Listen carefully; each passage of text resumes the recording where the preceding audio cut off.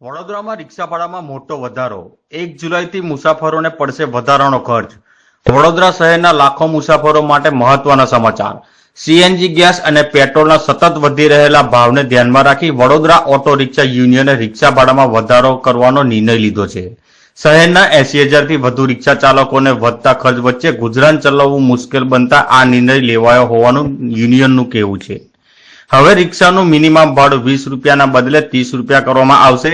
આ નવું ભાડું 1 જુલાઈ 2026થી અમલમાં આવશે।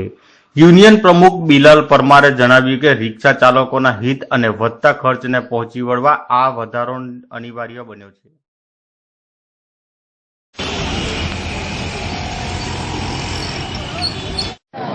આ સીએનજીનો લગાતાર પેટ્રોલનો ડીઝલનો બધાનો ભાવ વધતો જાય છે, તેના કારણે આ મોંઘવારીના હિસાબે જે અમારો ગુજરાત સરકારે ભાવ વધારો નથી કર્યો, પણ સ્વૈચ્છિક રિક્ષા યુનિયન અને રિક્ષા ચાલકો મળી અને આ ભાવ વધારો અમે કરી રહ્યા છે। જે મિનિમમ 20 હતું તે જગ્યાએ 30 રૂપિયા અમે કરી રહ્યા છે અને આ મોંઘવારીના હિસાબે જ આ કરવામાં આવ્યું છે અને આગળ બી જેમ અમને સરકાર સાથ સરકાર આપશે તો એ રીતે અમે અમારી રીતે કરીશું। અત્યારે મિનિમમ 20 રૂપિયા હતું ભાડું, એની બદલે 30 રૂપિયા કરવામાં આવ્યું છે। અત્યારે તો અમે અમારી રીતે સ્વૈચ્છિક કરી રહ્યા છે સાહેબ, કરવું તો પડશે ને, રાજ્ય સરકાર કોઈ જવાબ નથી આપી રહી ત્યારે અમે કરી રહ્યા છે સાહેબ।